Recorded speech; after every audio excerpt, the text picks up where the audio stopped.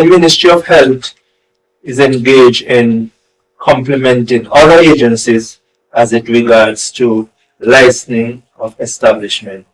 And the primary objective is to save lives. When it comes to the other businesses, we work a lot in the background. And how we do this is by security checks.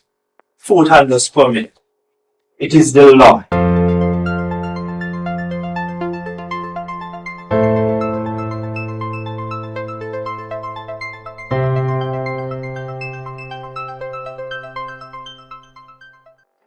Welcome to another episode of Taxwise. We will break down the real-world impact of taxes and compliance on your everyday life. Today's episode is all about the business and occupation license, who needs it, why it matters, and the unexpected roles of the Ministry of Health and the police.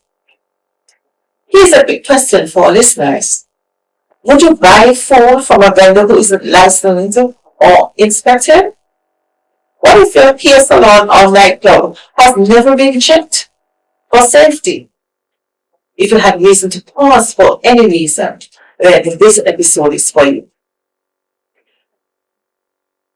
With us in studio this afternoon, we have some esteemed guests from the Ministry of Health and the Royal St. Kitts and Nevis Police Force.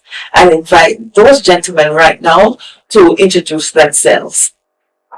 I am Glenville Leader, Deputy Chief Environmental Health Officer within the Ministry of Health, responsible for operations within the Environmental Health Department. So that is healthcare within the community setting, primary healthcare system. Good day to everyone. I am Superintendent Lyndon David. I am the Divisional Officer for Division A, and that area comprises of from Ross Gut, my understanding they call it French Gut, travel through Bastille, go to Lodge Gut, and then we have Southeast Peninsula, Stapleton in the back there. So that is my area of responsibility. And it is indeed a pleasure to be here representing the Commissioner of Police and all the other members of the Royal St. Kitts and Nevis Police Force in this podcast. Thank you very much for joining us, gentlemen. It's indeed a pleasure to have you as well. Before we move forward, however, I think it is important to reiterate what is the business and occupation license and who needs one. The business and occupation license is required by law under the Licenses on Business and Occupation Act, Cap 1820. It is for any person, and I want to reiterate any person. Some people feel that it is not required for them, but it is any person. And any person carrying on a trade, business, occupation, or profession in the Federation of St. Kitts and Nevis. Firstly, it is the Ministry of Finance who issues a business and occupation license. So we're encouraging all individuals before you commence operations that you ensure that you obtain that business and occupation license from the Ministry of Finance. Doing so means that you're going to operate without a license, and that it is not an offense. So we're encouraging individuals once again to first apply and obtain a business and occupation license before they start to commence operation, because doing so will lead to prosecution. So then, without much further ado, I'll invite Mr. Leader to chime in on why you think the Ministry of Health role is important in the licensing process. Thank you. On behalf of the Ministry of Health, I'm delighted to be here this afternoon to share my expertise and knowledge to this very important initiative. Now, the Ministry of Health is engaged in complementing other agencies as it regards to licensing of establishment. And the primary objective is to save lives and to reduce morbidity and mortality. Very important, because people on the streets that sell food and engage in other types of businesses can be hazardous to health, and so We are in the business of ensuring that standards are attained and maintained at all times, with supporting agencies such as the police, consumer affairs, agriculture. So we play our part to ensure that the general public's health is not compromised. Wonderful. What kind of businesses must have your approval before the business and occupation license is granted? So once you are desirous of engaging in businesses such as I will name them in a few, the first step of action is to visit the finance department to make the initial application, and then that department will forward the same to the Ministry of Health. And the types of businesses we are referring to: shop, bakery, supermarket, bars, restaurant, hotels, salon, barbershop, doctor's office, cold storage, grocery, water and manufacturing plant, and street vending. So any one of these entities before operation, you must ensure that you have the appropriate license to do so. That's quite a vast list of enterprises that need. So thanks for enlightening us where that is concerned. Now, can you share any examples where the Ministry of Health either refused to grant a permission for a license to be approved or would have delayed the process? Very good question. So we are functionary under the Public Health Act, Chapter 9.21. That is the instrument of appointment that gives us the authority to perform our duties. And for many instances that people will apply for businesses and are not ready, have not met the basic standards to do so. Instances, most importantly, you must have running water to wash hands. That is fundamental. Toilet facilities, one of the issues many times people apply for businesses, do not have any water, do not have any sanitary convenience, and not even certified. The law says before you are to engage in any sale of food, where any dance, any event is carried out, you must seek the approval from the health department. And so it is important that once you submit the necessary application to do so, you must have all the necessary things in place, which we're going to discuss momentarily. But some people submit the application not certifying a food handler's permit. They don't even have a structure to operate, but yet you are applying for a business. So you must have the necessary things in place to ensure the safety of the general public and the operation so that it meets the standard undertaken by the Public Health Act, or stipulated rather in the Public Health Act. So then could you kind of give us 3 health concerns that you look for when you're going to do an inspection? All right, so what we look for is vast, because first of all, public health pests is our main concern. And when we talk about public health pests, all the pandemics we just came out of, one is caused from a zoonotic public health pest. When we talk about public health pests, rats, cockroach, mice, flies, ants. So a lot of people, sometimes we go to business and because of the indiscriminate dumping, they have these vermin roaming in the abundance that can cause someone to become sick. So that is one of the biggest issues, because people just do not dispose of their garbage appropriately. The second issue, toilet facility. You cannot have a business where you're expected to be there, and both the public, your patrons, and the worker must have access to a toilet facility.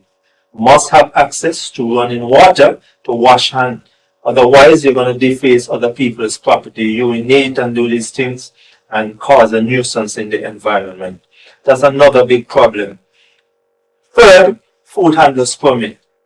It is the law. You cannot drive a car without, or you should not rather, without a license. The law says that you should not operate in any establishment without, that is a food establishment we're talking about, because I mentioned several categories, without first obtaining a food handler's permit, which entails you to attend the training, go to a doctor, get a medical certificate to say you're safe and you're free of any infectious and communicable disease, and you're safe to perform your duty.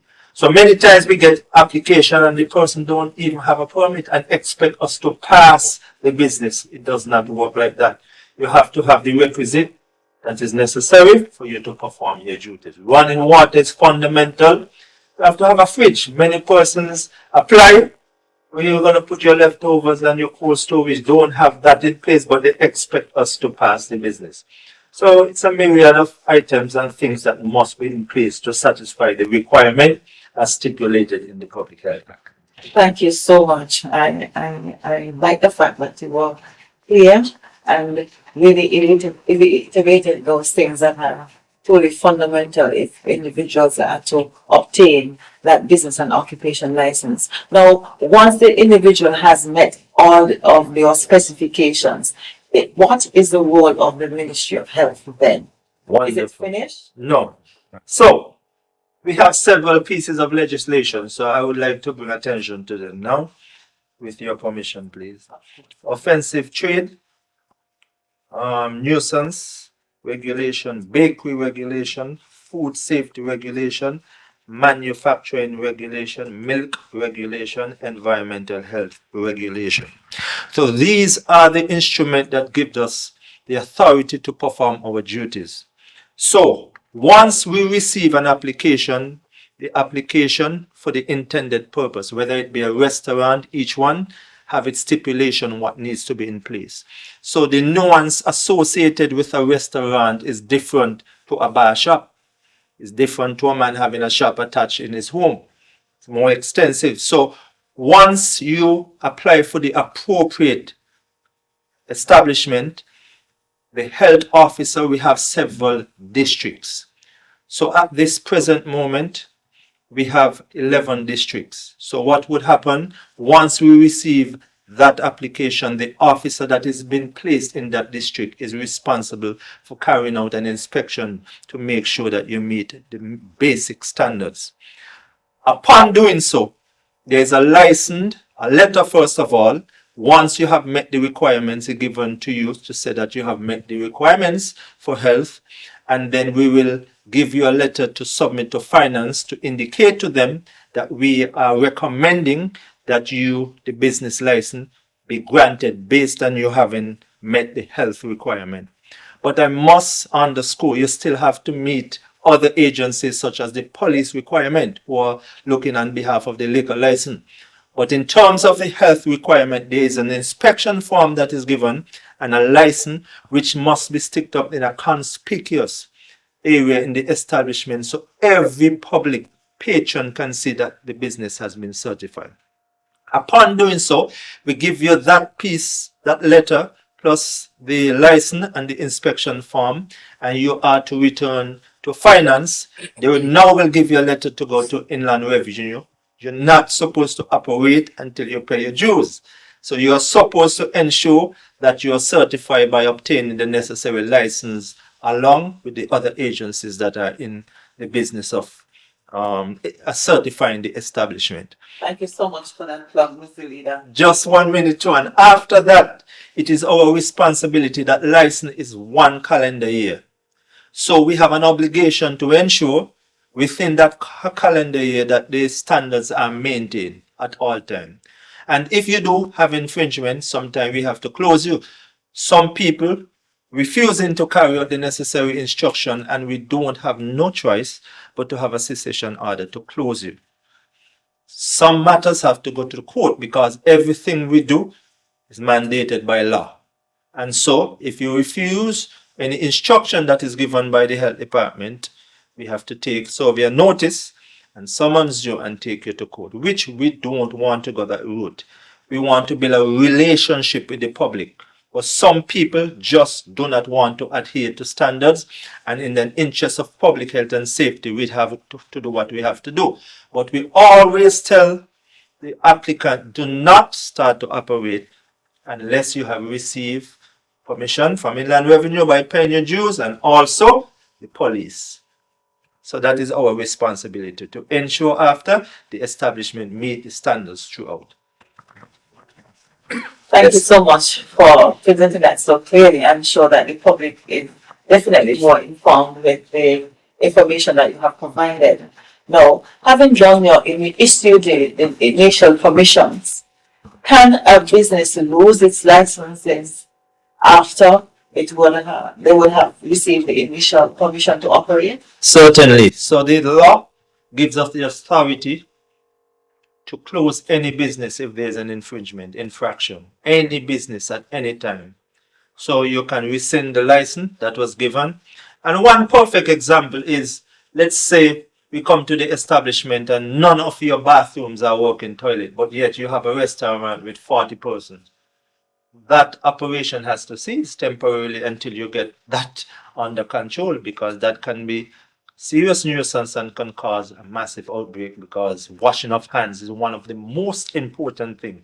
And if you don't have running water, that's another thing that we can close the business. Or if we come and you have a number of cockroach and rats, all these things defecate, urinate, they are nocturnal, function at night.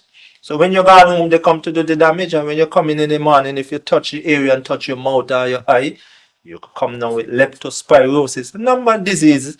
And so, depending on what we see, or if a complaint is made, because the public have an obligation to for their own health, everybody, sometimes they call the health department and say, I would have visited this establishment, and in their opinion, does not meet the criteria, kindly investigate.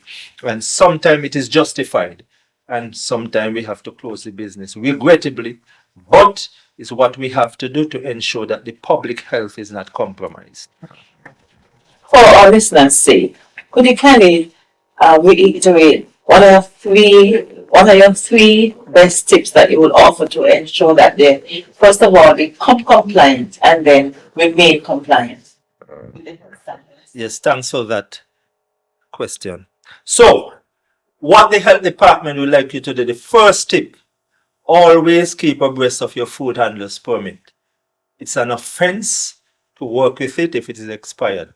So a lot of people just working, not paying attention, and when the health department come, you're working illegally. It is your responsibility. A matter of fact, it's supposed to be worn so that the public can see you're certified. So don't wait until the health department comes to you to recognize you've been working months without the requisite permit. So that's the first thing. Keep abreast, just like how you're not supposed to drive a car without a license. You know you're supposed to renew it. Make sure, because life is priceless. There is no money for life. That's one. The second thing, cleaning. Since you're small, your teacher tell you, clean and sanitize, wash your hand. That is one of the biggest problems that we're having. I recognize that we have fast turnover and people take shortcut. But in doing so, we have a lot of incidents of food poisoning. People will go to the hospital with vomiting and diarrhea because we are not cleaning, first of all, the business. We are not washing our hands and wearing clean attire, clothes. It's very important. So that's one of the other biggest problems. And the third, but certainly not least, you have to manage your waste disposal. Too many establishments in town, first of all, dispose of their waste indiscriminately and causing the drains to become clogged, causing the properties to be look in a manner that is not conducive for dining, because you have so many waste just up and down in the establishment, no cleaning, no sanitizing. So you have other businesses been complaining that you are defacing their property. We are paying people, less fortunate people than us, to take the garbage from these establishments and put them in people's backyard, in the bushes, in the empty land, and causing a serious nuisance and defacing the beauty of Bastille. Also, that indiscriminate dumping will attract public health pests, and that can cause a massive outbreak of any diseases that we're talking about. So, the greatest pandemic ever in human history was caused from rats. And we want to live with rats. Rats come for food, water, and shelter. That's the bubonic plague. Killed 500 million persons. So, we were just came out of Corona, killed about 7 to 8 million persons. And you see what that did. Could you imagine? Rats killed 500 million people, wiped out half of Europe population. And these rats is what exist in our establishment. When we close, they come for food, water, and shelter. So they are nocturnal. So we have to ensure, even the populace too, if we buy a chicken downtown, we throw the bone in the drain. That in itself cause a problem for the health department and for society. So we all have an obligation to ensure, and the businesses as well, to make sure that when they dispose of their garbage, it reach to the landfill and not into the environment. Those are the three biggest problems that I have seen. And the general attire. If I could give you a fourth one, people know they're not supposed to sell food unless their hair covered. Or the fingernails supposed to be groomed, fingernail long, no jewelry, no open-toed shoes. You're supposed to be well attired. But people just don't want to adhere to the law. They come to the training, they receive all the necessary information, and after a while they become complacent. So those are the issues that we are facing within the health department. But, and I think that the point that I will note here is that the Ministry of Health doesn't just want to slow you down, but they're ensuring businesses don't make people sick. The food permit, that inspection is the shield and the consumer's confidence. Right. We'll now shift focus a little bit in our next segment, where we'll speak with Superintendent David, who will tell us a little bit more about the process and the license processes where the police is concerned. Now, Superintendent David, people often think that the police isn't involved in the licenses process. Could you kindly clarify what your role is? Well, good day to everyone. Thank you very much, Ms. Mills. And good to be here to share information from the police force and also representing the commission and the rest of the police force in this regard. When it comes to business application, I know that there's one license we're definitely directly involved in, and that's the liquor license. So I will speak to that first, and then I will speak to the others. So when it comes to the liquor license, persons will have to make their application to the magistrates and send an application to the police, send an application to the magistrates court, and they will have to send one to the media, post one in a newspaper for about 2-3 weeks or so, and then they will have to have that application also posted and the building in which they intend to have that license. Having done so, we will also be responsible to go and inspect the place to see certain things. Just a follow-up with the health department. And then also too, once that is done, we'll then write what we have to write to the magistrate now, who will then grant the license, who will indicate, well, the premises is ready or is not ready. And then they will have to come back at another time. But we will not approve unless we see health department have their certification on it. So the toilet and the running water, those are the things we have to ensure that are done before. Also too, when it comes to the other businesses, we work a lot in the background. And how we do this is by security checks. Because we have to ensure that persons who want to have businesses in St. Kitts and Nevis, that they are legitimate investors. So we will do our check and inform the relevant authorities that yes, we are satisfied or no, we are not satisfied.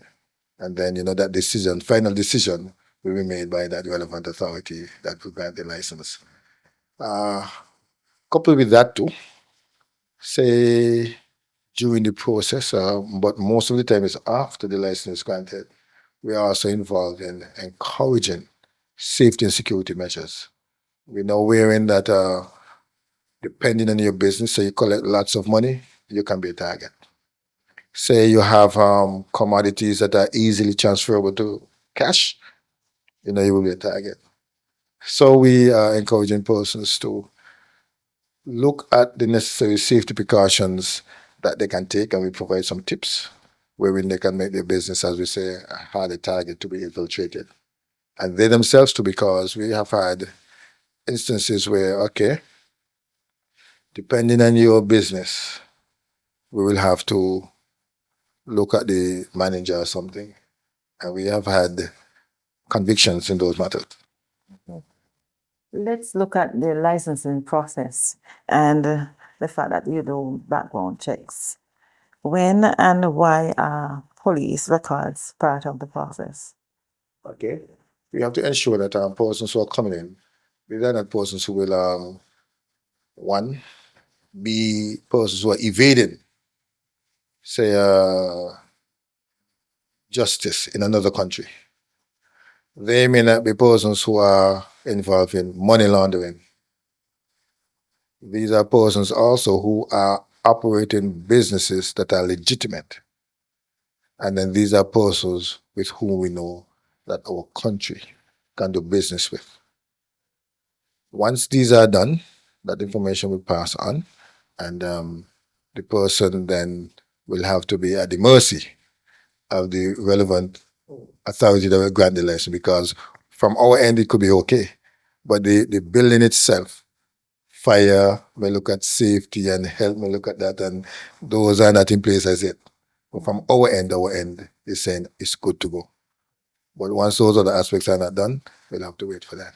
Has there been actual cases where you've had to intervene where they were unlicensed or businesses?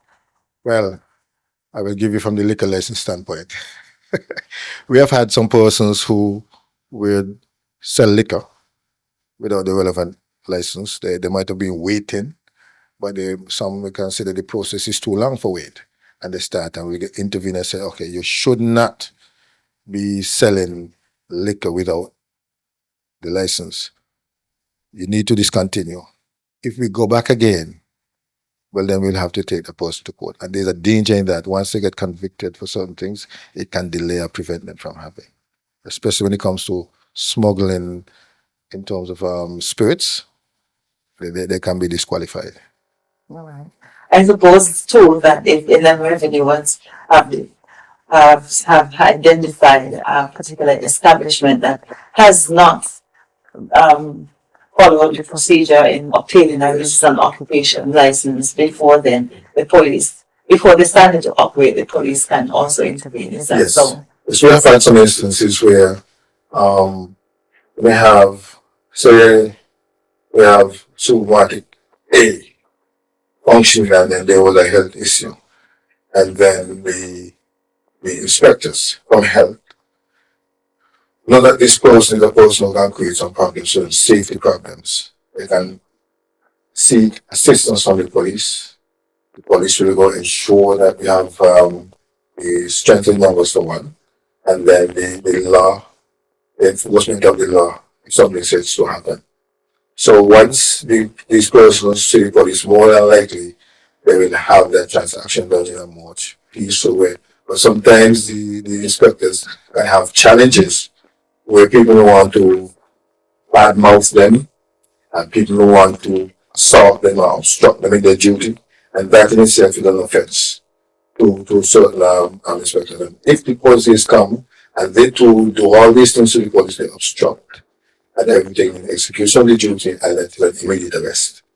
So we are saying to persons, if for some reason health department or fire department or any other relevant authority that is responsible for ensuring you obtain your license and you're not satisfied or you do not agree, comply, and then there's an area where you can go and make your complaint and it will be heard. Rather than initially want to obstruct, beat, or whatever, and then you're being arrested and your business application will be denied. Because you may not be seen as a good person to operate a business. Can I just jump in? Yes. I would really like to thank David for that because we have had instances too. They are one of our greatest colleagues too, because the environmental health department have powers to enter any premises without a warrant. And anytime you're gonna close a business, that's livelihood being affected. So sometimes people get aggressive. And so we have to involve police to subdue and to keep the peace. So we work closely. So I'm happy that he could make that assertion. That do happen. Many times we have to involve them to help us to subdue the situation. Yes. Okay, I'm getting clear that the police can help with closing down unlicensed businesses. But is there what processes must first take place before the police can do so? What must be in place? Okay. In terms of that, like I said, the liquor license would be easy for us. But the other, so for example, you may have a hotel, right? They are breaching the act. The health department also may be calling, and the minister responsible is involved and say, yo, you need to start operations now. When we're speaking of a hotel, you have persons that work inside there. Then you have persons who supposed to be paid. And then you may have food and other things here in stock. I mean, Mr. Leader said, a lot of things will be jeopardized. Yes. And then there are some persons who will be resistant to that lawful instruction, whether it's from the health department or from the minister responsible himself, herself. And who has to come and ensure that it is done in a peaceful manner? Law enforcement. So therefore, it is really very important of business owners to ensure that they know the requirements and fulfill them and avoid all these necessaries. I know in some jurisdictions, you just see a big take and the news. But I guess here we're just making it that everything done in a more or in a manner that would not degrade a person's self-worth and so for the dignity. One mentioned with the dignity intact. But then if you're going to create a situation where then the dignity will have to be spoiled in a way because you're making it difficult. So when everybody see police comes, when not one police, maybe a number of police with different equipment, if there's something is going on, when they realize just that, they just be a very, very disruptive person resistant. Thank you for that. Wonderful. Thank you so much for sharing your expertise with us, gentlemen. So, and we have the police isn't just really, it's also there to protect the property, but also they help to protect the integrity of the licensing business process. If you're playing by the rules, the license is just your proof. If not, the law states how what should happen. And so thank you very much. And that leads us to the next segment where I want to speak a little bit about or reiterate what would have been said before. To obtain a business and occupation license, one first has to apply to the Ministry of Finance, and that will take some time. Normally a period of 2 to 4 weeks, and we're encouraging individuals to make sure that they have all the applicable documents that are required. Otherwise, that would lead to some delay in the process. The license should be renewed annually, and it can be revoked if the safety standards are not met. Listeners, if you operate a business or plan to, don't delay. Start the process. Ask questions. Visit the Inland Revenue Department's website at www.skenird.com, or you may choose to visit the Ministry of Finance's website as well. There you will find timely information that will help you meet the obligations and learn also of your rights and responsibilities. Today's license is tomorrow's protection. Your community is depending on you to run a business that is not only profitable, but lawful, clean, and safe. With this episode, until the next time, be taxwise.